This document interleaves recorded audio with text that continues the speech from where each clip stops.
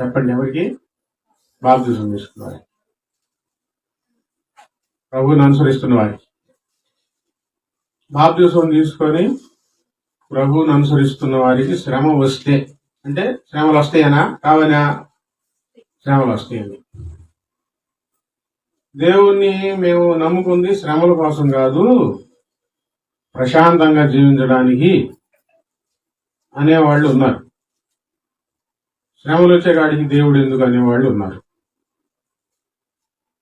శ్రమలు వస్తే ఏ మనిషికి శ్రమ వచ్చినా, శ్రమ వచ్చినప్పుడు దేవుని తలుచుకోవటం మనిషికి అలవాటే. ఇంక వేరే వాడు చెప్పేది ఏముంది? ప్రార్థన చేసుకోండి అని. కష్టం వచ్చి శ్రమ వచ్చి ఇబ్బంది పెడుతూ ఉంటే ఖచ్చితంగా అనుకోకుండా మనసులో తలుచుకుంటారు. దేవుడా ఎక్కడున్నావయ్యా అంటారు, అడుగుతారు, ఈ కష్టం తీసేయ్యా అని అడుగుతారు. అది దేవుని నమ్మకం ముందు జరిగే వారిలో సంగతి. దేవుని నమ్ముకోక ముందు ఇలాంటి మాటలు వస్తాయి. ఏదో ఒక దేవుడు సాయం చేస్తే బాగుండు తొందరగా అనుకుంటారు. ఈ దేవుడు కాకపోతే ఆ దేవుడు, ఆ దేవుడు కాకపోతే ఈ దేవుడు, మా కష్టం పోవాలా అనే తపంలో ఉంటారు. మరి బాప్తిసం తీసుకొని ప్రార్థన చేసుకున్న వారికి ఆయన ప్రత్యేకంగా ఎందుకు చెప్తున్నాడంటే, నువ్వు బాప్తిసం తీసుకున్నా తీసుకోకపోయినా, బాప్తిసం తీసుకున్నా తీసుకోకపోయినా మనిషి జీవితంలో శ్రమ అనేది ఖాయం, శ్రమ అనేది నిశ్చయం.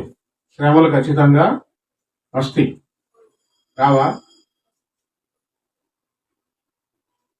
బాప్తిసం తీసుకున్న వారికి ప్రత్యేకంగా చెప్తున్నారు నువ్వు ప్రార్థన చేయాలి అని.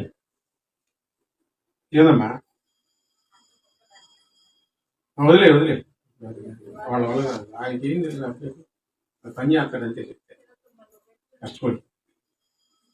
వదిలేండి, ఇప్పుడు దాని గురించి ఏం ఆలోచించు, ముందుగా ఉండాలి అవన్నీ. ప్రార్థన బాప్తిసం తీసుకున్న వారికి చెప్తున్నారు, బాప్తిసం తీసుకోక ముందు కష్టాలు వస్తే చేసే ప్రయత్నాలు వేరు, ఇప్పుడు చేసే ప్రయత్నం భిన్నంగా ఉండాలి. ఇప్పుడు చేసే ప్రయత్నం వేరు. ఇప్పుడేం చేయాలి? ప్రార్థన చేయాలి. కష్టాలు ఎవరికి రాకుండా ఉంటాయి? శ్రమలు ఎవరికి రాకుండా ఉంటాయి?